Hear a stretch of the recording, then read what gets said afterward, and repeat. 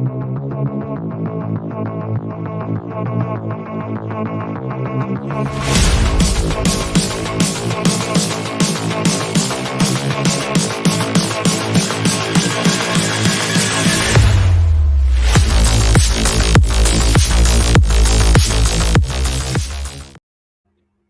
we're live. I'm here with at Weird David Brady Jr. This is David. This is your first time on my show. I've been on yours once, so go ahead and tell everybody a little bit about yourself. Well, hey, Caleb. It's great to be here. My name is David. I'm just a student. I'm honestly a kid. I'm 17. But I'm a libertarian. I'm Austro-libertarian. I don't know. I haven't read as much philosophy, so I don't know if I feel comfortable saying like Rothbardian libertarian. Though I'm like 90% sure once I get around to it, I'll probably end up a Hoppian. But yeah, I'm a right-wing Austro-libertarian. I really like economics. I do some writing for the Libertarian Institute. I used to have a podcast, The Road to Providence, but kind of phased out from doing that show because, I don't want to have just another libertarian podcast, Yeah. But yeah, I do some writing for the Libertarian Institute and on Substack sometimes. So, hey, I'm here. Thanks for having me. It's no problem. Happy to have you on. Let's see. I went on your show probably 8 months ago. It was a while ago. It seems like. Yeah, it was a while ago though. That's still one of my favorite conversations, especially just delving into like mixing faith and liberty and like how do those two things work together. It's still one of my favorite ones. I always enjoy that conversation, especially with like people like you and like Jacob Winograd from the Biblical Anarchy podcast. Jacob. Very good stuff. Jacob doesn't get mentioned on the show anymore. He's done. That guy's a nerd. We must disavow Jacob. I hope he doesn't watch this one. That guy is so busy. I haven't seen him put out an episode in a while. Neither have I. It's been a while though. I always like to catch them when I see them up, but it has been a while though. That's probably reasonable considering his wife just gave birth not too long ago. So he has reasonable priorities. One more kid, and he has enough to just become Catholic instantaneously. That's how that works. You have more than 5 kids, instant Catholic. It's in the catechism. So it's like 5. So it's 6 or more. You automatically become okay. So my family doesn't have to worry about starting to like go to Catholic church then. Just me. Just you. Just me. You gotta get on that. Yeah. Okay, so today we're going to do a live reading. You wrote an article recently. Society's artificial production of transgender teens. I read some of it, loved it, immediately texted me and was like, "You gotta do a live reading. You gotta cover this." Before we get into it though, why did you write it? A little bit of a ideas we're gonna cover when it kind of gives a little intro to it, and then we'll hop right in. So I mean, one can really not go anywhere in society without encountering people like what my friend Lorenzo likes to call gender goblins. The kind of people who just keep going around demanding that we affirm them for hacking off parts of their body and identifying as a different sex, that sort of thing. So it's really hard to go anywhere without seeing this. And so I became familiar with Jonathan Haidt's work, which is one of my favorite books of all time. Haidt's interesting. I like him half the time. I like his coddling of the American mind. Like that book specifically is one of like my favorite like books on the zeitgeist that we are currently dealing with. And then I was also listening to Abigail Schreier and her speak about her stuff. And I was like, there's a connection here. She wrote a fantastic book. Yeah. I believe that's what is it? Irreversible Damage, the transgender craze that's sweeping our daughters, I believe is what it's called. Talking about it as a social contagion, I think was really a smart move. And it just adds another level of it's like not only how ideas spread, but how ideas infect, and specifically who they infect and why. Fantastic stuff. Everyone should really check out her stuff. Yeah, she does wonderful work. And so I kind of like tried to bridge the gap between both of their works to kind of show like why it's the case that you're seeing this rise of like such anxious teenagers who are like, we always gotta we all have mental illness. It's a virtue to have mental illness. And then why there's also this rise in like, nowadays, according to like the article says at the very beginning, according to polls, 1 in 6 members of Gen Z identify as lesbian, gay, bisexual, or trans, LGBT, or one of those things. They identify like, as one of those things. So what has caused that such a drastic rise above like previous generations? When you would think, oh, if it's just because we're accepting of we as a society are accepting, why haven't these older generations also like come to meet Gen Z here? Clearly, there's an issue. Yeah. And every time I hear studies like that, I'm always reminded of the one out of 10 men, 10 men in America are gay, and how they performed, how Kinsey got that information. You ever heard the story behind that one? I can't say I'm familiar with Okay, that study. so I can never remember the guy's first name. Kinsey is his last name. He was one of the earlier transgender scientists type dudes. Yeah, it wasn't it Alfred or something? Yeah, Alfred or Lindsay. I can never remember what it was. But I would look it up, but I don't like doing that on a podcast. Yeah, so. I believe it's Alfred Kinsey. Yes, he was the American biologist, professor of etymology and zoology, and sexologist. Sexology. Yeah. He was a creep. Fuck that is. Yeah, he created the study of the idea that we have, 1 out of 10 men in America is gay by going to prisons and asking not they were gay, but they had gay experiences. And then you have to draw a lesson for everybody. And it's like, so, dude, I think that's more of an assessment of how proficient male rape is in prisons. But, sir, what the fuck? What does make it where every American's gay now? Fuck it. What is science anyway? We can extrapolate based upon this data. Don't you trust this? It's such a clown word at this point. You read the news, you're like, fuck it, why not? But I don't care. At this point, it's reality is what you make of it. That's true. So I'm super excited to cover has prison flashbacks. Listen, all Irishmen are inherently gay. It's like potato loving and gay. It's how that works. I've never been so hurt in my life. Well, get ready. It's gonna get worse. Oh, god damn it. Yeah. Little known fact, the Irish, when they go to Catholic churches, don't actually receive communion. They just bless a potato and pass it around. Oh, neat.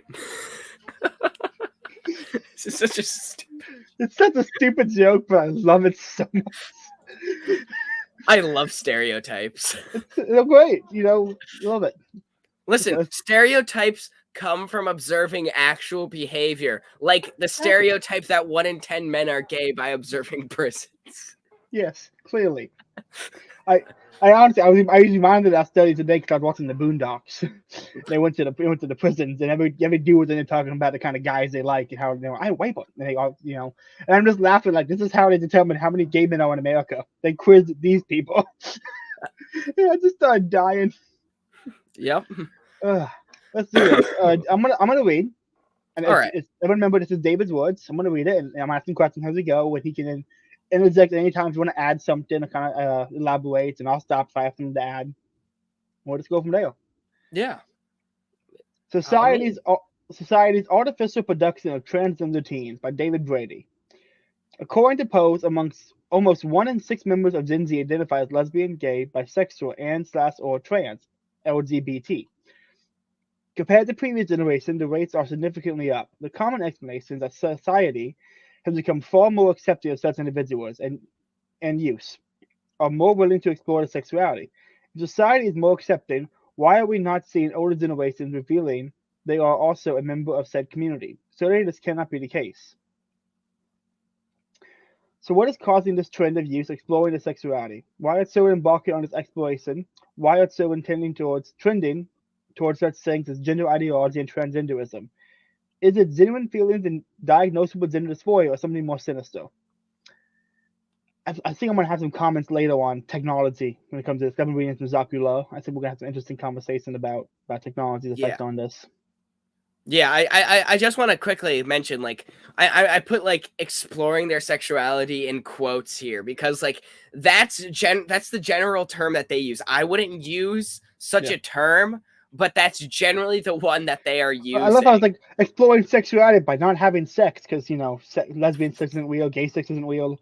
It's not sex. So it's like, I'm going to explore sexuality by not having sex with a woman. That's not how that works. No. I want to know what Coke tastes like, so I'm going to drink some Sprites. That's what they're doing. It's just that retarded. I mean, you're not wrong. You're not wrong in that respect. No, I'm going to say a lot of things about transgender ideology. For example, Lucifer is transgender. Yes, it's my point. Is Lucifer was an angel who transitioned to becoming a demon. Shit. Transgenderism is inherently Luciferian. I'm not saying all demons used to be angels. Therefore, all demons are trans. Therefore, all trans people share elements with demons. It's basic logic. Yes, Good I'm half lord. joking. I'm 80% joking, but 20% there's something there. It's a little There's something. something. There's something We there. That's a we little bit. can pick something out of there. There's a lesson to draw out of that joke somewhere. Yeah. All right. But yeah. If one is to understand this phenomenon, one must understand the plight of the anxious teen. Jonathan Haidt describes it in his article turned book, The Cardinal of the American Mind. This book tells us how helicopter parents by Gen X and Boomers have resulted in a generation of youths who do not know how to handle strife or conflict. By being sheltered from people who disagree with their ideas and never knowing real adversity, society has created a generation of fragile and hypersensitive youths. I will say I agree, but you talk to it's weird because you talk to people all age, maybe teens, that kind of stuff. Yeah, I was hanging out with a 9-year-old the other day. They're savage as hell. They just I don't know what it is. I think it's that either they inherently see how absurd things are, or they haven't been told no yet. But they are just funny, and they ask questions like, "What is that?" They just say, "Well, it's insane." Like, okay, that sounds pretty stupid. Like they kind of just get it, which is Yeah. progress, I It, think. it seems like there's two groups in this situation. There are those who have decided to encounter some sort of strife or to intentionally antagonize in some way. They're the kind who are willing to actually make funny jokes out there in the real world. And there are those who of course become overly coddled, those who refuse to deal with any adversity, that anything challenging their ideas is violence, or that it's hurting them or who they are, the very fabric of their being. Those are I didn't have ideas till I was 14. What 13-year-old like, oh, I got ideas about my sexuality. It's like, bitch, go play video games. What are you doing? Read a book. Listen, man, when I was 13, I was just concerned with playing D&D because I was a nerd, and I was like, I want to go and ride a dragon. That's what I want. You probably played as a woman though. No, screw you. There we go. That's how I was the dungeon master. Thank you very much. That's how kids back in my day explored sexuality. They won't play as a woman in D&D.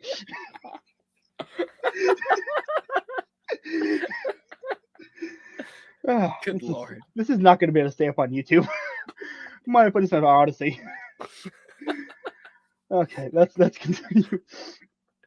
This is an action based on the natural teenage condition, being anxious.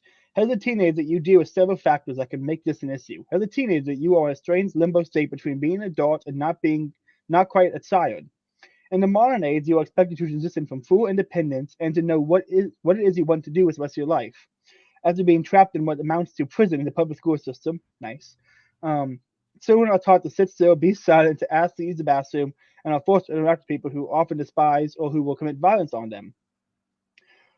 What about said situation will cause anxiety amongst teens? The expectations are incredibly high, and the forced setting is unbearable to teenagers with all their potential. This is a breeding ground for what might be considered reasonable anxiety. Got anything to add? I mean, not really. I mean, I feel like I just kind of sum it up pretty well in that paragraph. The public school system is a literal prison. You are forced to give 8 hours of your day sitting in a cubicle, essentially, sitting there in a little box, listening to a teacher, nodding your head, giving the right answer, or you get ridiculed.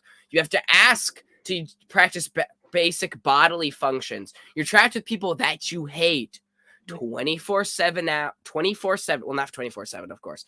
And then most of your life, most of the kid's life. Yeah, you're expected that is to be your number one focus. That is the one thing that you are always supposed to focus on. You're not encouraged to explore topics outside of what you are learning in class. You aren't encouraged to go look at things that interest you. You're forced to go through all of these exact steps to take all of these classes that they demand you take.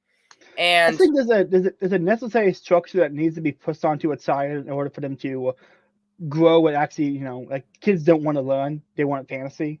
That it needs to be a form of necessary structure that gets them to engage. But with the well, it's the government school system. It's just, one, like, all education is indoctrination and propaganda. I just want to see we're propagandizing to be good Catholics and not, these gay kids. Like, listen, public school will make you gay. I think that's a fact nowadays. I think that's just, like, you can agree with that. Me and my friends have a theory that the chemicals in this town and city water are laced with estrogen through the fluoride and are turning kids gay. That Alex Jones is right. The chemicals in the water are turning the freaking kids gay. Yes. I just said Alex Jones rant the other day. He was ranting about some public school sex ed class, and he just went, "Teach your kids how to suck dick," and he just started screaming that into the camera. And I'm like, listen, if Alex wasn't like, if he wasn't blacklisted and was actually mainstream, this is exactly the kind of like propaganda I want to pump into the right.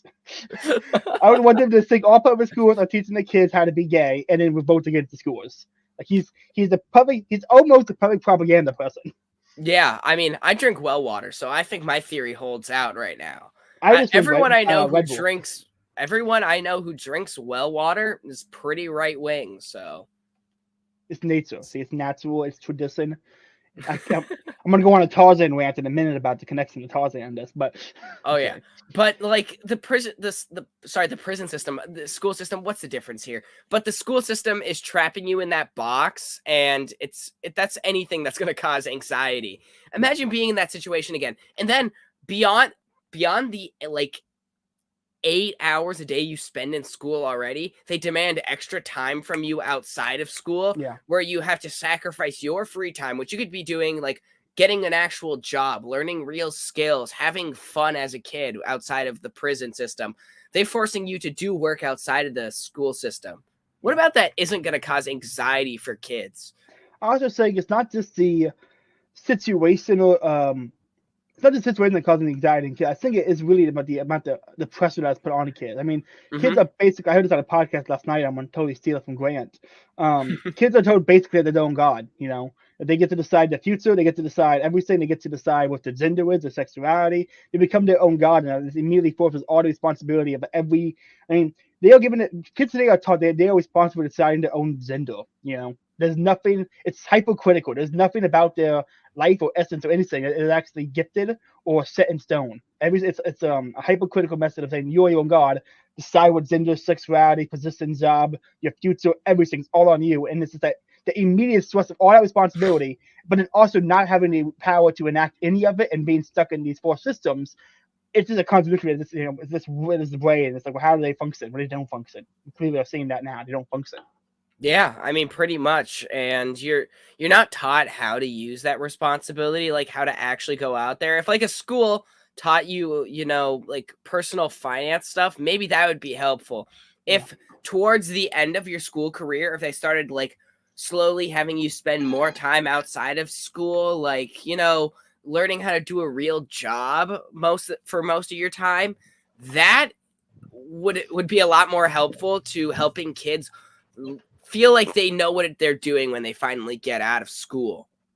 Yeah, absolutely. So I had to get up and grab something real quick. You're fine, dude. You're fine. But yeah, I mean that's all. That's my thoughts so far, as far as like that little chunk goes. So I like it. It's good. Okay. Let's see here. Here we go. Rather than improving the situation, encouraging teenagers to learn how to grapple with adversity, we encourage teens to self-diagnose disorders, affirm said mental illnesses, and refuse to challenge with the possibility that it's a normal feeling. The circle of "it's not a phase, mom" may in fact be incorrect. Being a teenager sucks. You also knows this as a teenager. Most of the time, you will in fact get over it because it is a phase. Yeah, it's a phase, man. Listen, I went through that time. It sucked being like a depressed teen who didn't know what to do with my life. I go through one difficult situation, and then suddenly I feel like my life has flipped all around me. When I look back at that, I'm like, that was stupid. That is stupid. Why did I care that much about that? But in the moment, when you're a teenager who's never had to deal with like any adversity or losing friends, it can mean a lot to a teenager. And that's what it's reasonable anxiety. You're not depressed. You're not depressed, Sarah. You just don't know how to control your feelings. feel like a Sarah IRL is getting called the fuck out right now. I mean, I don't I know do a it too. Sarah. I call I everybody don't. I know I would. No one I know listens to this, and so Cyan, you're not bisexual. You're just horny. Lesbian sex isn't real. You can't have it. Shut up. Yes. No one. I told everyone. Everyone knows I have a podcast. I told them, listen to it. You'll get insulted. So they didn't listen. See, I do the exact opposite. I discourage anyone from learning about my politics. Like, I'm taking a poli-sci class right now because senior year, let's go. I'm almost out of there. Yeah. And they're talking about like some political compass thing where it goes like freedom to equality and then freedom to order. And they were like, you don't hang out in any of the corners or get stuck between liberal and conservative on the binary spectrum. Unless you're David Brady, then you're right there in the corner of like freedom and freedom. And then he's like, nobody. And then at some point we're talking about like belief in government. He's like, and nobody is actually an anarchist. That's stupid and lame. Unless you're David Brady, then you're an anarchist. So I'm getting called out for my political beliefs. That's awesome. Man, I wish I had a poli-sci class where they said order and freedom were on the opposite ends. Because I would just walk in as that Curtis Yarvin line that freedom can't exist without some form of order. True. And that's just like, that's something I've seen people miss. And that would, you say that, and people who are, crazy just flip the fuck out because they don't know how to respond to, wait, these two things I would total opposite. Like I was playing Civilization 5 and liberty and order were two opposite ideologies. And I ranted to myself for like 5 minutes. Like, no, you don't understand, Civ. I was just ranting at a game. I'm like, what am I doing? What am I doing right now?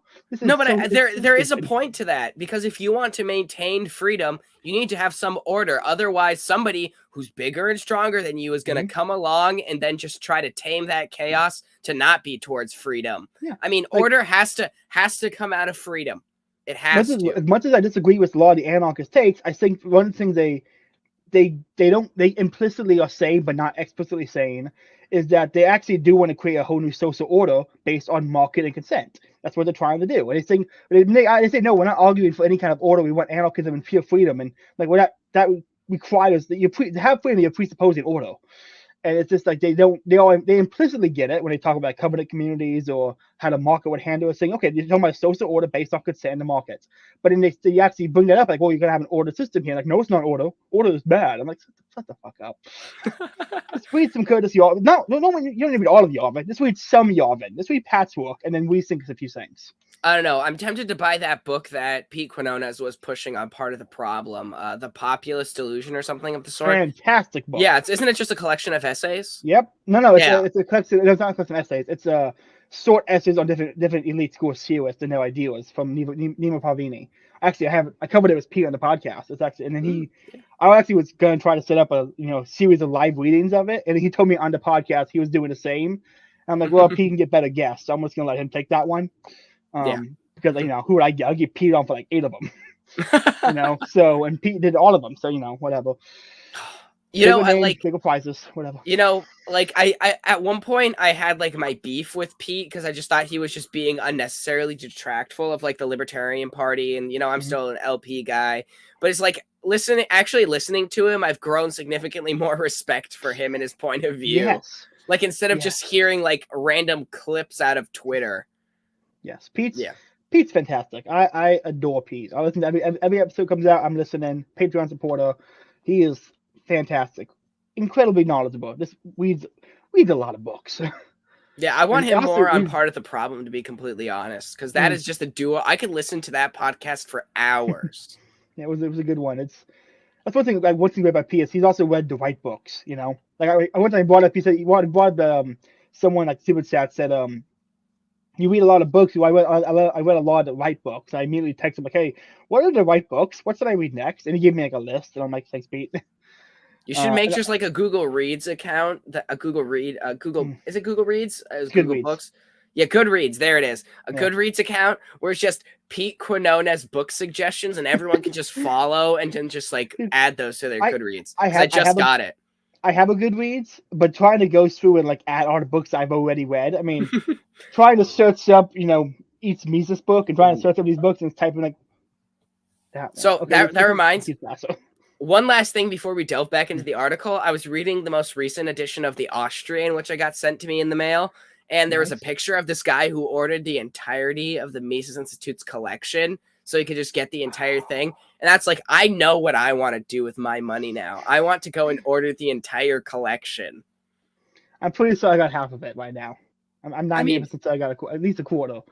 Um, right now, dude, my Amazon shopping cart is like 18 books high right now. It's sitting pretty a good like $600, and I'm like, okay. If I put away 300 this paycheck and 300 next paycheck, I can get all of that in one lump sum, and then buy 2 more bookcases. And hey, I mean, I have but, too many books. I got way too much to read. I bought like an economics textbook too because I was like, I'm gonna go and subject myself to that. yeah, but I didn't have you back on enough for economic talks. I think we can have a good conversation about the economics and maybe the presuppositions of modern economics, or at least Austrian Yeah, economics. I would love to sometime, man. I could talk about economics all day. I mean, I'm looking to go to college and double major in history and economics. Hell yeah, dude! Economic history is it's so underrated. Like It's I really amazing. Like I get so Rothbard just mad. makes it so interesting too. Yes, history of money and banking in the United States. Probably my second favorite Rothbard book. It's My incredible. first Rothbard book. That was the first Hell one yeah, I bought. that's Because the I was fun like, one. that actually seems like a blast. I'm gonna buy that.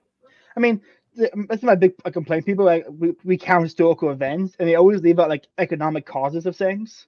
Mm-hmm. Like, okay, these people we voted because they were starving. Well, why were they starving? Well, let's look at the economics of the food distribution system. See why that was happening. What caused that? How do you prevent it from happening again?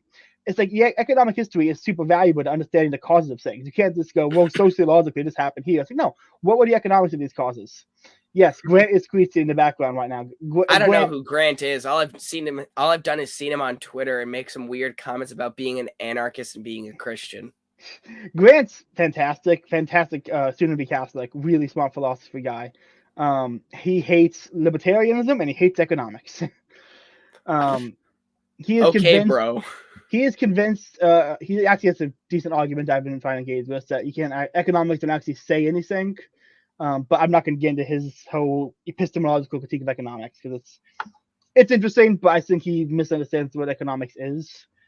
So I actually might be having him on later tonight to talk about that. So no teasing, but Hey, who knows? All right. anyway, Well, then we should probably get back into the article. That's right. Okay, see here. Now it's showing up placed on medications almost no long-term studies, or what some studies suggest may not in fact help at all. Suicides were on the rise. Even before the effects of COVID-19 lockdowns, Haidt's book also hold on, I read that wrong. Suicides were on the rise even before the effects of COVID-19 lockdowns. Haidt's book also highlights the role that social media may play in exacerbating mental health issues. When youth are placed on platforms, flashed in the face with successful celebrities and perfect lives, how are they supposed to react? Suddenly they are met with the realization that their content isn't blowing up as much as celebrities. They are able to be judged by billions of people and not receiving the interaction that they expected. When they are noticed, it's often by the trolls in the world on the internet. This is said to drive teenagers towards anxiety. The human mind was not quite made to deal with a platform such as social media to be judged by billions and billions. The numbers show how poorly it is affecting teenagers, especially teenage girls. Among that demographic, the rate of suicide attempts has increased by 68% over the last decade. The numbers was not as high for boys, remaining at 26%, but an increase in teen suicide and suicide attempt is drastic and stalling. This is inextricably linked to social media use. But social media is addicting and is able to trigger the same part of the brain as drugs. So when children are now depressed and addicted to social media like a hard drug user, it leaves them vulnerable to misguided actors who may offer solutions to their problems. This is indeed the case with the LGBT youth. Yes, the amount of people who get like girls who are depressed, like, well, trans people they don't seem as depressed because they really just like they went to testosterone and got happy. This. Also, something I don't think I touched on exactly in the article, but when you like reveal on the internet to this like huddled bubble community that, hey, I'm LGBT too, you get affirmed. Like you get affirmed and people are like, oh my god, stunning, brave, good for you. They're like, but like instead of sounding sarcastic like I just did, they're actually like, congratulating you, Yeah. patting you on the back. That's how they get attention. That's And hilarious. that attention is addicting. the same reaction trans people, LGBTQ people give to new LGBTQ, the same reaction Catholics give to new Catholics, or any religious situation, where it's just hammers home to point that the LGBTQ ideology is a religion to these people, where they have made themselves their own god. I mean, literally, Eincast said it best. When you can't know anything outside of yourself is real, your psychology becomes your theology, where you make how your brain operates your own god. He just hit out of the park with that quote and perfectly sums up how I think this happens. And how we got to here philosophically. You know, how everyone's. I mean, something I had a new coworker, and I brought up. We were talking, and my phone hooked up to the Bluetooth, played an audiobook, and I brought up some philosophy saying, and me started talking philosophy. He said, well, the only thing you can know for certain is that you exist. I'm like, no, you can know I exist too, and you can know this car exists. But you really can't, because we are like they caught nonsense. So I'm like, okay, you're wrong, but I'm not getting paid to debate you right now. But everyone's implicit presupposition is that they exist, and you can't know if anything else exists, or we live in a simulation. And it's like, I'm sorry, you're not engaging in reality fully. The only thing you know for certain is that your terrible mental states of depression and anxiety are real. That's the only thing you can confirm are actually true. And somehow you think, well, if it's not real, it's going to stress me out. But somehow you have a bad situation, and the possibility you can't believe it's actually happening or not happening. That's even more stressful. It's not less stressful. I don't know. I think people I try to argue solipsism is like anxiety reducing. I'm like, no, physically cannot be. Impossible. Okay. Just engage them in argumentation ethics. They'll learn. Hey, I don't. We just an anti-argumentation ethics channel. Sorry, David. Excuse me. This is not just the narrative of right-wing sources, but also of USA Today, who described in an article regarding transgender influences. Crowley and other attributes. Crowley and others attribute the upswing of the rising presence of transgender and non-binary people on social media platforms and the internet, more accurate media representation, and growing terminology. I hate that part. And social acceptance offers avenues for self-expression and previously unavailable. Yeah, the growing terminology, the continued creation of words that don't actually mean anything or mean the same thing, like if you heard Z, Zer, Zim, like all the extra pronouns, the Z ones, the X ones, all the different ones, they all mean the same thing. That you're insane. But at the same time, like, oh no, actually, this identifies. Like, no. Listen, I think the creators of Steven Universe meant well, but clearly what they have wrought is all this nonsense. I'm pinning it all on the creators of Steven Universe. I remember I used to like that show, and then it became just like gender ideology stuff. My mouse is hovering over the remove button right now, David. I'm sorry, I was a stupid kid. I'll give you a pass for it. I was a stupid kid. I was like scrolling through TV, and I was like, "Oh, this is bright interesting." Oh, that was me installing the Headset cartoons. Like, he goes fast. That's cool. And now kids are like an autistic. That's cool. I'm like an autistic kid with trains. Man, Thomas the Tank Engine slaps. Okay, trains are cool. I just want them to run on time. I know there's an actual kid with autism in my school, and he has a YouTube channel, and everyone loves it. And he did a song about trains. Hell yeah! And then he also did a song about the gym teacher.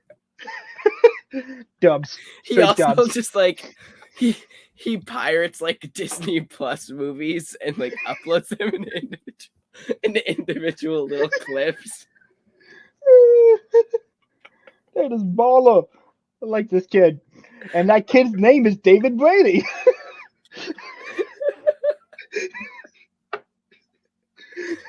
I'm sorry. This is just so funny to me. I'm tearing up.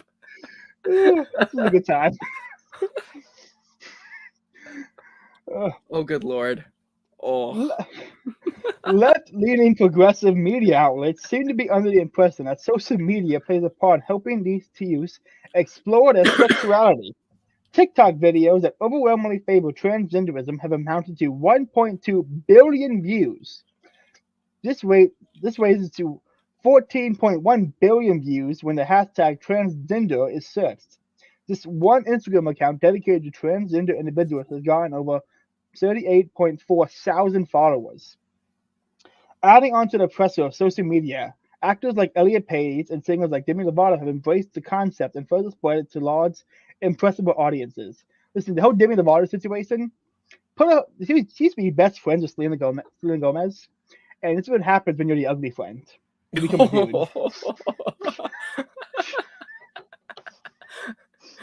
Damn, you had to go there.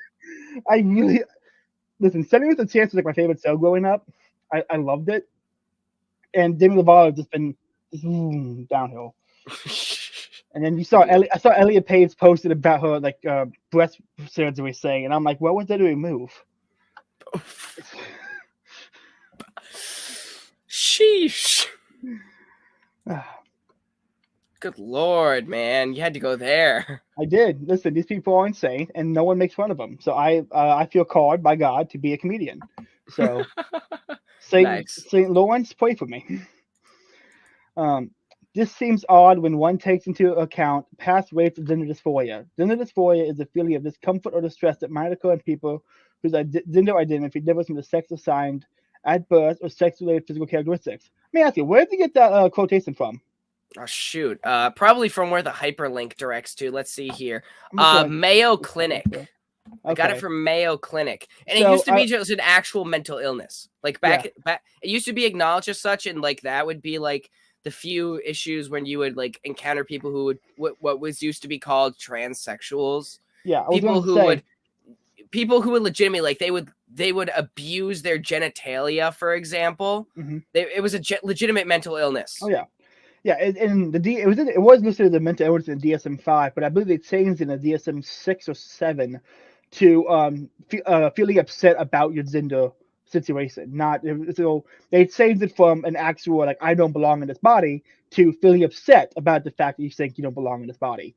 Which you add the word upset into that, completely subjective and personable.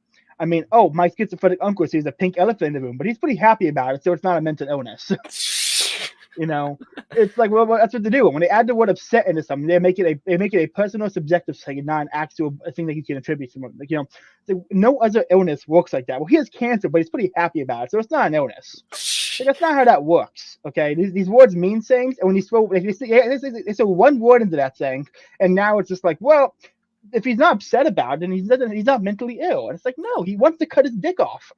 Mr. White has cancer, but he started cooking meth since then, and he's pretty happy. So I think it's okay. I figured I didn't watch Breaking Bad today. I just finished it like a while ago, and now I'm already on season 2 of Better Call Saul. So I started Better Call. I watched Breaking Bad a while ago, and I started Better Call Saul 2 weeks ago. Finished it. Started Breaking Bad. I'm on season 5. I have 4 episodes left, and I'm gonna watch El Camino probably tonight. Because that's like, have you seen the El Camino movie? Yeah, I'm not a fan. It just felt like a longer episode of Breaking Bad rather than like an epic conclusion. Really, I don't know. I feel like there should have been a little bit more there. I feel like it was a mini series. If it was a mini series, it'd be too many episodes to cover that one story.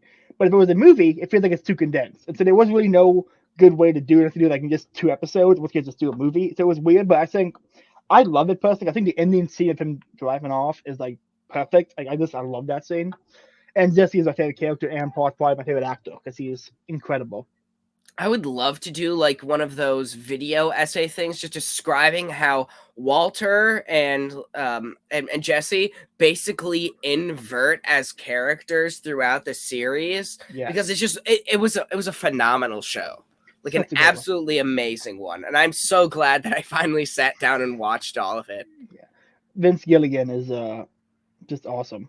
Yeah. I just realized I haven't actually I wanted to say a screen, but I didn't say a screen once this entire time. So it's just been you reading and me just sitting on screen going like this essentially. Yeah, I thought I was saying screen and I was not. So better late than never. You guys can go back and read the article yourself. Where we at here? And in the past, it was the primary cause of someone identifying as what was called transsexual, but so-called gender dysphoria has been on the rise, as acknowledged by Banner psychologist Ken Zucker. Zucker lost his job to Toronto Center for Addiction and Mental Health. his resistance to affirming care, and was almost blacklisted from his profession and country. Zucker, as well as Lisa Lippman, have observed the phenomenon of rapid onset gender dysphoria, in which youth, predominantly girls, have begun to identify as another gender. Lippman has published several studies that challenge the standard narrative of transgenderism among youth, as well as those who detransition. One Lippman study in particular breaks down some startling facts in regard to the phenomenon. That 25.0% have stopped associating with non-trans friends, 62.5% have been diagnosed with some sort of mental disorder previously, 82.8% were found around the age of 15 when they announced transition, and that 86.7% had increased social media use and were among friends who had also transitioned at similar timeframes. The last statistic has raised concern amongst many, including Abigail Sryer. I always want to say Abigail Shapiro. Abigail Sryer, that this onset by dysphoria is an example of social contagion. Abigail Sryer, Wall Street Journal columnist, has fallen under similar scrutiny as Lippman and Zucker for a book, Irreversible Damage, the transgender craze sweeping our daughters. Her thesis is that social contagions are responsible for the mass spread of transgenderism, especially amongst teenage girls. Yeah, she's fantastic. I absolutely love her work. Her Joe Rogan episode was last one I actually enjoyed listening to. Just good stuff. I think she did an interview with Dr. Deborah So, that sex science lady. Do you see her? Yeah, didn't she do The End of Gender as another book on I think so. transgenderism? I think so. She takes a very much more hardline stance than Yeah. Schreier does on Yeah. the issue. I like much as I think sexuality is a bullshit science. I do think she's interesting. And I see he did an episode with Glenn Beck, which actually turned out to be probably the best thing Glenn Beck's ever done. It was Glenn Beck's redeeming himself recently. I've read some Glenn Beck books. I've always kind of been a fan of Glenn Beck. Ever since I was watching Fox News with my grandpa. Did not realize how amazing and cringy is at the same time. Like he jumps like, oh, one issue, I'm like, hell yeah, let's go. The next issue, I'm like, shut the fuck up. Like he bounces between these extremes so easily that I kind of I love it because I never know if I want to be screaming or agreeing. That's a fair assessment. I mean, I realize that as far as conservative commentators have gone, I have shifted away from liking Ben Shapiro to liking Michael Knowles and Matt Walsh a lot more. Yeah. It's like they're not libertarian. They don't claim to be libertarians at all or even to support Austrian economics, but they're at least somewhat intellectual conservatives, and I can appreciate that much at least. Yeah, Michael Knowles is even when I do disagree, I think he has good reasons, and we have good reasons for our disagreements. When I disagree with Ben Shapiro, I'm like, no, he's just wrong. Yeah. But Michael Knowles, when he says something I disagree with, I was like, okay, I could actually engage that. He would engage. We have a good conversation. He's actually, I think he's worth listening to. And any conservative who calls out other conservatives and Republicans like that is valuable. And so I think he's fantastic. It's his term, cut gesture conservatism. For the rhinos, fantastic term. This day we made fun of and lose. Yeah. Mm-hmm. Yeah. There's a startling similarity between this and rapid onset gender dysphoria. Since both were largely predominant with friend groups and largely contagious, the most likely reason for such behavior is social acceptance. In the world of social media, as described above, when teenagers are in search of social acceptance and lack it, it is not unreasonable to assume that many will act out. It is fundamental fact of teenagers that acting out to get attention is fairly normal. But when one is in search of some solution to anxiety or depression, activities will often be amongst the first to suggest that perhaps they are unhappy with themselves. Doctors do not aid when such behaviors are labeled as one of the broad symptoms of gender dysphoria. And they're linked here to gender dysphoria in children, marked in congruence between one's experience as expressed gender and assigned gender of at least 6 months. Duration is manifested by at least 6 of the following, one which must be criteria A1. A strong desire to be the other gender. In boys assigned gender, a strong preference for cross-dressing. A strong Yeah, performance. Yeah, that one's a weird there's one. a lot in here, but you don't have to Oh read all wow, of I it. just noticed how long that was. That's how Yeah, disappointing. there is a ton of it, Yeah, and not it's just reading a that. lot of it is just like talks about preferences. It's Again, so they very they, be, subjective. they become their own god, and it's like their psychology is their theology. But also, I think like as much as I hate Ben Shapiro, he makes a very fair point. Like there's one like point 4 here. It says a strong preference for the toys, games, or activities stereotypically used or engaged in by the other gender. Where he talks about like his son, and his son has like an older sister, and he followed his older sister around and like put on her high heels because he's a stupid little kid, and he Yeah, puts them on. And so Ben was like, just corrects this behavior and it's like, no, and buys him cowboy boots. And now he's in love with those because he's given a new focus. and it's So, not even like the people who pointed out is some like implicit child awareness of wanting to be as a gender. It's like no, it's purely game theory. This person is older. This person enjoys this thing. I want to see if I enjoy that thing. It's pure game theory. There's no implicit gender dysphoria or sexuality. Nothing like that. It's like hey, this kid. It's like when a kid has a block and he has like 5 toys next to him, looks away for 4 toys, and someone grabs that 5th toy. He wants that 5th toy back because now he knows it's valuable because someone else is playing with it. yeah. It's simple game theory. It has nothing to do with transgenderism. These Yeah. people are so stupid. They're stupid kids. They're going to do a lot of stupid things. It's like when they try to attribute somehow babies are racist because like they'll respond better to faces that look like them. It's like, no, maybe that's because that's what they associate looking like their mother who they're clinging No, to. no kid is racist, but my kids will be racist. Like that's just Good set in Lord. stone. Oh, okay. Sorry, I take that back. Argentinian kids are just implicitly racist. If you're born in Brazil or Argentina, you guys can immediately become racist. I saw This is I saw the that's how weirdest thing serious. from Brazil where it's like a group of armed ANCAPs who like were guarding some like club named after Hapa. It's like what's happening in Brazil right now? What the Brazil be wired, man? Okay, Brazil is amazing. I saw Tho I love it. Bishop comment on it. Just He finds the most fun news stories sometimes. Just the what's most going on obscure in thing. Brazil, man? Just be tweeting about Brazil. I love it. I don't know. I almost just want to root for Balanzaro because I don't like Glenn Greenwald simping for socialists. Oh, Glenn Greenwald. Someone I'm not gonna get into my disdain for people, for libertarians bringing in leftists. It's Listen, like, I think they can be good on this single issue of war, and then from there you like discard everything else. You're like, yeah, oh, but even then, it's like their motivations for being anti-war are terrible. I mean, it's like I'm gonna make a philosophical reference here. It's like phenomenology.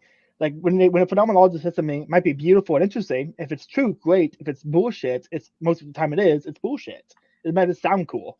And I feel like that's what happens left because like implicitly everyone who's on the left, they may act like they're enemies, but in reality they're already just competitors. And so I think it's the left me crowd. I think of is completely worthless. Like Bill Maher, Dave Rubin, people who say the left me or the left's gone too far now, just completely worthless. Eric Weinstein, Brett Weinstein. Um, Speaking of Dave Rubin, let me ask you this real quick, David.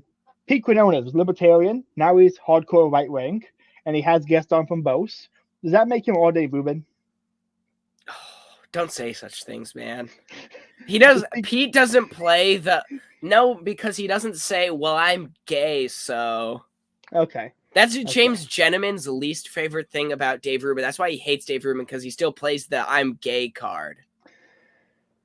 He needs to read. For someone who said he was converted conservative by Thomas Sowell, he should actually read more Thomas Sowell. Yeah. Okay, let's get this going. Actually, he was a Larry Elder guy because Larry Elder kind of convinced. Oh, yeah, sorry, Larry. It's not Thomas Sowell. It's Larry Elder. That's right. Yeah, I get them confused. Thomas Sowell is so much better than Larry Elder. Larry Elder claims to be a student of Thomas Sowell, and so they have similar ideas. But Sowell is knocks it out of the park, while Elder is wrong most of the time. I gotta get more of his work, more of Soul's work, because I know he's like a Chicago school kind of guy, but like he still does a lot of stuff. I gotta get like race and intellectuals, and then what is it? White slaves and black rednecks or something? Is that one of his books? I think that's one. No, white white liberals and black rednecks, I think. Yeah. Yeah, fun book. Okay. His sociological work is really fun, I think.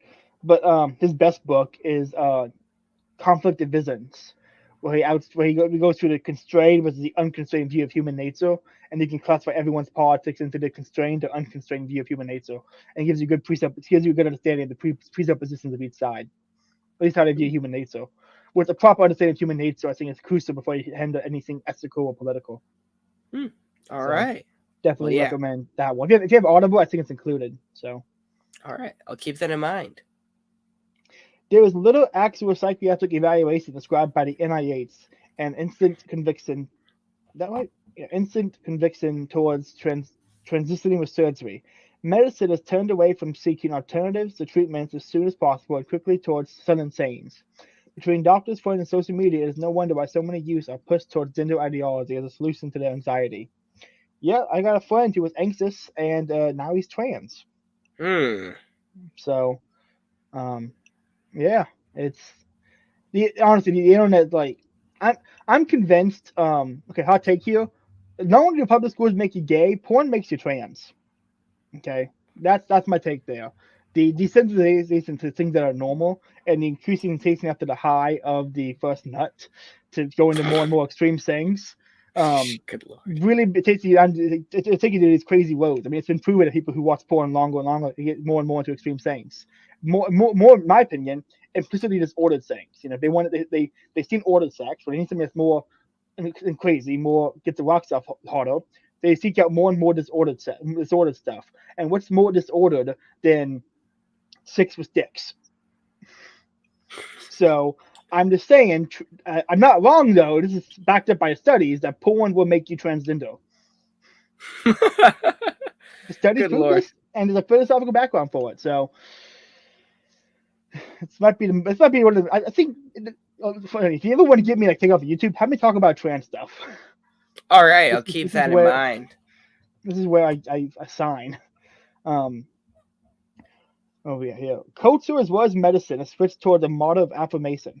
I like that line. Culture as well as medicine switched toward the model of affirmation. I'm gonna copy that, tweet that, and tag it as a quote. That is a fire line, dude. Put that on a t-shirt or something. That's a like there's like a fancy photo of you and like a black and white photo looking to the side in a suit and a quote next to it. That'd be a quote right there. I see it on Google Images. I post on the Twitter. That is a really like that line. Let me see here. Yeah, there's another line that I was really fond of. Rather than challenge such, well, that actually it's towards the end. We'll get to it. We'll get to it because I ran this article by Angela McCardle before I like sent it to Hunter, who is the editor at the Libertarian Institute. I ran it by her because on my last podcast episode, it was me, Lorenzo, her, and Reed Cooley. And we were talking about a lot of this stuff and generally what this article entails. We were discussing that sort of thing. So I just running it by her first. Yeah. Apparently, I need to. Sorry, Michael Myers apparently blocked me, but like, hold on, I gotta see what's. He blocked you? Yeah, I'm blocked. What is happening? I mean, I blocked him a while ago. So that makes sense. I just want to know what's happening. Anyway. Sorry, this offsuit here. Where are we at? Culture as well as medicine has switched towards a model of affirmation. When one announces they are transitioning, they are met with spontaneous cheers and congratulatory remarks. Counselors and therapists like Rollins Counseling Center have fully embraced the concept of affirmation.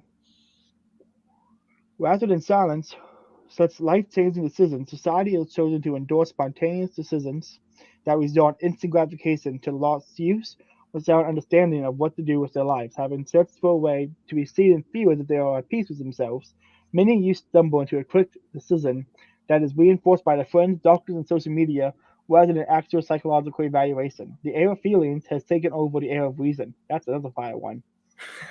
Imagine that meme Pete posted. It was like, like a punk girl, like kids like, can't believe I had that stupid haircut. And then a dog, and the next one's like, can't believe I had 80s hair.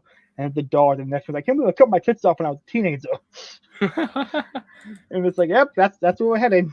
That's where they actually. I think where they are, which is Listen, man, all I'm saying is that progressivism is just a slowly self-destructive ideology, and between abortions, self-sterilization, and transgenderism, they're just like weeding themselves out of the breeding pool. I think it's a self-correcting issue.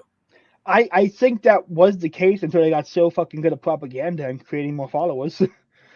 And now it just repeats the cycle, and it's Note yeah. that you have never seen an actual progressive politician who has a trans kid. So we've seen celebrities with trans kids. I haven't seen any politicians. That's a Yeah, good but point. like, It's a good point. I'm gonna have to look into that. See if that seems accurate. Healthline describes this monitoring of medical care is based on information informed consent of the person seeking care. Or this model, once you tell your what is that word? clinician, your clinician. Clinician that you're transgender, they will aim to help you build a healthy transition plan based on your goals. There is no pushback. There is no rigorous psychiatric evaluation. No second opinions. Only affirmation. There it is. Right there. That's the fault of all of it. Consent ethics. Sorry, libertarians. Well, I don't think this is actually informed consent here, my friend.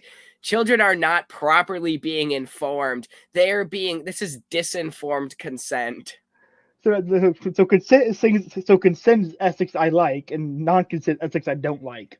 True. If libertarians would just say that, I'd be like, okay, now we have a conversation. But okay, libertarianism is what I do like, not what I don't like. There we go. Like, it's not classical liberalism. I hate classical liberals. See, you're getting it. You're getting there. You're understanding the implicit friend enemy distinction. We'll get you there. What was I was going to add here? Where was it at? Oh yeah. One thing I want to do as a social experiment one day is I want to go see a therapist and just say I have this. Just say I have the desire to do it and list the most degenerate shit possible. It's the most absolutely deranged, degenerate, like coke-filled orgies and everything. Just the most disordered degeneracy I could think of, and say, but I don't do it because of my religious guilt, and just see how they react. Just get their reaction. This sounds like a Steven Crowder thing, where you do like an undercover thing, but you don't dress in drag. Yeah. Dude, much as I can't stand Steven Crowder, some of his undercover stuff is actually pretty funny. Yeah. Like he has his moments, but most of the time I just want to kill him. Good lord. Like what's that what's his name?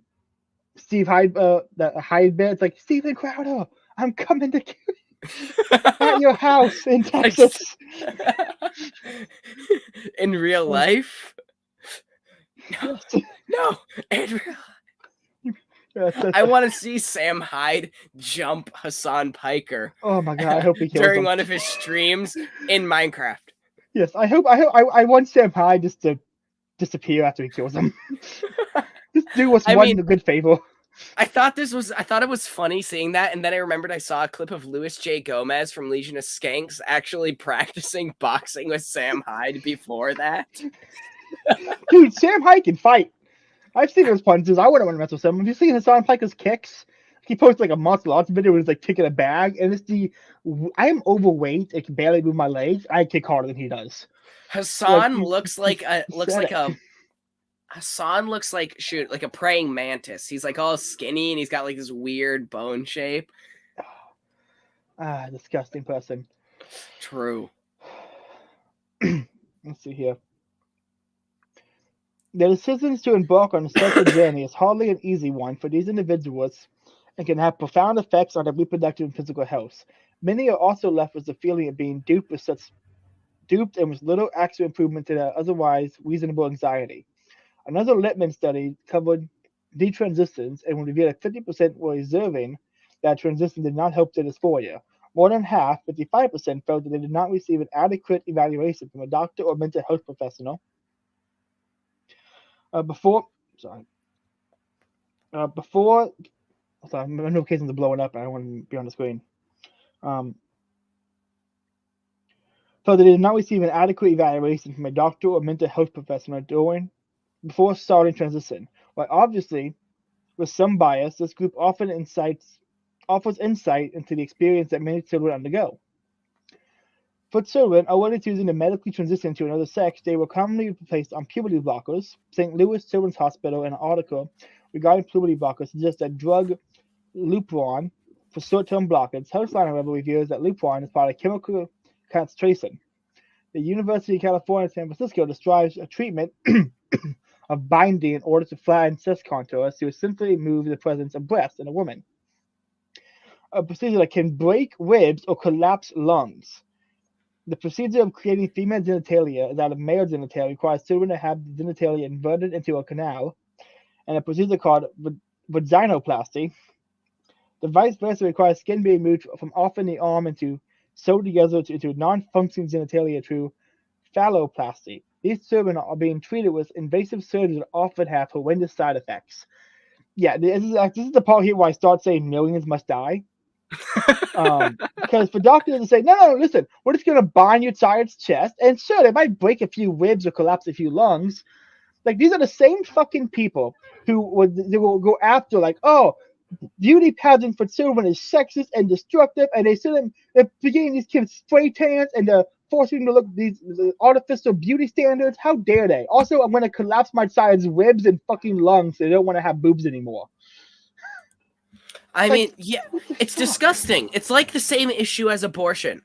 And it's just, if you look at this, you have to confront people with pictures of what this reality is like. If they cannot look at this and they cannot look at what they are advocating children undergo, they cannot advocate it. If they cannot look at that aborted child, they cannot advocate abortion. If they cannot look at these disgusting procedures and what they do to children, they do not get to push these policies. Like, look, even if you want to go and say like all of that testimony by detransitioners is biased because they decided to detransition, that is too much. If even one child, much the same as one child losing their life because of lockdowns, if one child is lied to and their life is ruined because of this, that is too much. We as a society need to do some serious rethinking, and the people who do this are, I'm sorry to sound like Alex Jones, but they are literal demons and they should be treated as such. They must be physically removed from society. We must kill They them. are disgusting, evil individuals, and they must be treated as such. Listen, this video is getting taken down. Yes, we got it. Millions is nowhere near far enough. Hell yeah, CC. I'm going to start out one. Yes, millions must die. Listen, I've said it before. I've said it again. Okay, if you can have a conversation about these topics with somebody, and you can present them with the facts of what these things do to children, and they proceed to say that's okay, they are a special society and need to be stopped. I'm not advocating for anybody to do any violence right now or to sue anybody. I'm merely saying that if you want an ethical society or a society that is ordered towards the good, these detractors cannot exist in that said society. They must be locked up and put away and physically removed. Listen, man, all I'm saying is that the Industrial Revolution and its consequences have been disastrous for mankind. Hell yeah. Lorenzo has that book. I've been trying to convince him to read, like, What Has Government Done to Our Money? Just to get some, like, insight into economic stuff. And he's like, but Ted Kaczynski. Yes. No, read Ted first. Ted's incredible. Dude, the opening line of this, I tell everybody this, I gotta bring it up again. Where's it at here? He opens up talking about how he is dissatisfied with the book, how it is organized. It should be a systematic exposition of a series of related ideas. Instead, it is an unorganized collection of writings that expound ideas unsystematically. And the reason for this, he says, the principal reason why I have not had the time is that into the United States government have created unnecessary legal difficulties for me. To mention only the most important of these difficulties, the United States Attorney for the Eastern District of California has formally proposed to round up and confiscate the original and every copy of everything I've ever written and turn all of the property to my alleged victims. Good Lord.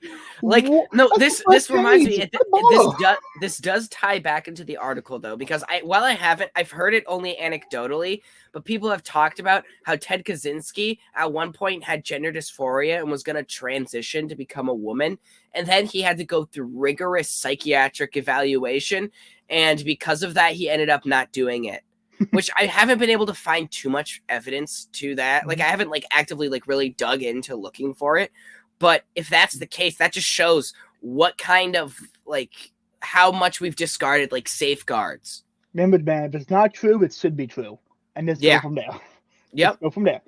You know, this is politics, and lying in politics isn't regular lying. My reasons for this, I'm not going to tell you those. Source, You trust me, know, bro. just lie. This is politics, and you should lie. Listen, I've been saying for a while, if the right wants to win, they need to create meta narratives that aren't actually corresponding to reality. This is how the left wins. They have these insane meta narratives that kids can transition, and because it's a narrative, no matter what the truth is, no one listens. So the right needs to create equally powerful narratives that have no basis on reality, and this uses to get votes. Like, for example, all school shooters are trans. They shoot the place that made them trans. Is it true? No. Does it need to be true to work? No. So just say Photoshop all school shooters and look like trans people, and just go from there. Create the narrative. People won't look into it. No one looks into these things. They see a meme and share it and think it's true and tell their friends at dinner. That's how you win. The left lies, and that's why they succeed. Sheesh. It's a little. It's politics. Okay, this is how politics works. Okay. I'm not advocating for lying. That is a mortal sin. Go to confession. Children are forced into situations through public schools and social media that create anxiety and depressive behaviors among them. These children often search for solutions, anything to stop what is pretty reasonable poor feeling. Rather than teach them to deal with these emotions, activists provide a solution that's quick and touches on the issue under insecurities. They may be uncomfortable with their bodies and they suffer from gender dysphoria. From there, the medical system refuses to challenge or examine the self-diagnosis, leading to drastic decisions that will not address the real issues. Even without the philosophical underpinnings, this is already problematic. Children are making rash decisions that have permanent consequences to their mental and physical health. There is reasons to believe that this is the push on. There is reason to believe that this push is also motivated by queer theory, an ideology based in Marxist critical theory and postmodernism, which paints drastic political implications of this ideology. But one doesn't need politics to fear this. This decision is damaging to children. It is targeting and affecting. Um, it is not too late to save these children, help them overcome their emotional ruts, teach them to handle their emotions, teach them to handle adversity. And if you love your children, do not let them on social media until they got over their depressed teen phase. They may resent you in the moment, but they will thank you later. Hell yeah. David Blaze at large and social media contributor to the Libertarian Party of Minnesota. Follow him at Twitter on Twitter at Real David Blaze Jr. Everyone should go follow David. He's awesome. I can affirm to that fact. Yes, he can. All right. Okay, we've gone for an hour and 7 minutes. Final thoughts on the article, and you wrote it, and I loved it. I mean, I this is one of the articles I'm most proud of. I also have another one at the Libertarian Institute that I'm particularly proud of as well. What has government done to our universities? Which is a play on Rothbard's "What has government done to our money?" But you get the idea. It's breaking down that. But I think that this article, I could go on about the philosophical underpinnings behind all this stuff. I wrote an article. I could write an article about how Marxist critical theory in the Frankfurt School plays into all of this stuff. But I don't think that's totally necessary. All you have to do is be met with the cruel and evil realities of what it is that this is, without necessarily the philosophical underpinnings. What happens right now to children, how they're being forced to manipulate, how they're being manipulated into brutalizing their own bodies, that's enough to make a really solid case against it. You don't need to delve into like explaining Marxism and queer theory and critical theory and postmodernism. You don't need to delve into that to properly address that this is a problem. So, I mean, those are my general thoughts. I could write another article about like the philosophical underpinnings of what critical theory is and critical race theory and the like. But yeah, the article just tackles what's leading teens to make this decision. It's dangerous. It's destructive. Save your teenagers. Keep them off social media. Don't live in California where if you resist this action, you'll get your child taken from you. Seriously. 100% agreed. I need to have you on for that article you wrote on universities, because I have a lot to say about universities and the intellectual class and the university or the intellectual class. So definitely have you on for that conversation. I think we have a good talk there. Yeah, I would love to break it down sometime. Absolutely. We'll have to set that up sometime. Well, we've gone for an hour and 9 minutes. My final thoughts on the article are it's awesome. Great job writing it. Um, these people are demons. Millions. Not going to finish it. You know what it means. Yep. Don't hurt anybody. But I understand if you feel a certain way. Yes. We shouldn't. Is that my beeping or your beeping? That's yours. My watts.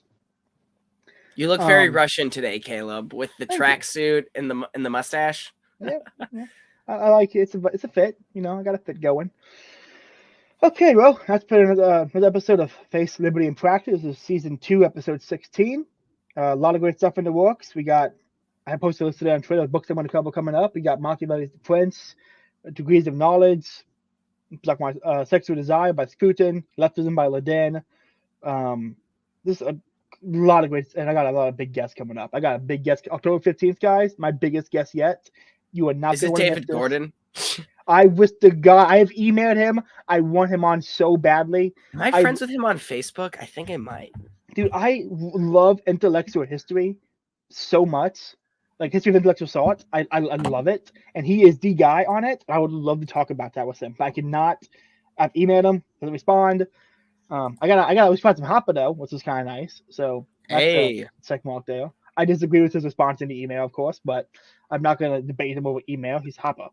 I'll do that, and I'll do that in person if I ever see him. We're crowdfunding to send you to Turkey. I would never go to Turkey. No, I'm not going to Turkey. Isn't his wife Muslim though? I have no idea. I've heard that, and I'm like, that would just like shatter everyone who goes, but Hoppa's a racist. Yes, Hopper is a racist, and that's why he's correct. This is my new take. People are like, Hitler was a leftist, and then people on the right like, no, Hitler, like the left goes like, Hitler was right wing, and the right's like, Hitler was left wing. I'm like, Hitler was right wing, and I like that about him. Jesus Christ. No, obviously no. I disavow Hitler. It has to be said apparently, but I disavow Hitler. You know, he burned the right books. That's all I'm gonna say. Did you see there's some article that's going around about how Hitler sent back transgender like medicine by 100 years or something? And people don't, and the right doesn't want to claim him. What's up with that? What an odd endorsement of him. Like, come on, guys. There's not supposed to be good things. Quit saying this about him. It's coming up. It's coming up, David. The hands go. Gonna start doing some salutes around here. Good Lord. Okay, well, yeah, everyone, make sure you follow David. His link tree is in the description. Go to Austratomism on Twitter, Austratomism on YouTube. Go to @Caleb549 for my personal Twitter. The Patreon is in the description below. Please support us. I got a merch store selling t-shirts, mugs, hats, tank tops, phone cases. I even sell Nintendo Switch cases now. You know, it gives the Austratomism logo on the back of a Nintendo Switch case. You know, game with the other autistic people, you know. Anyway, that's the episode. Have a good night.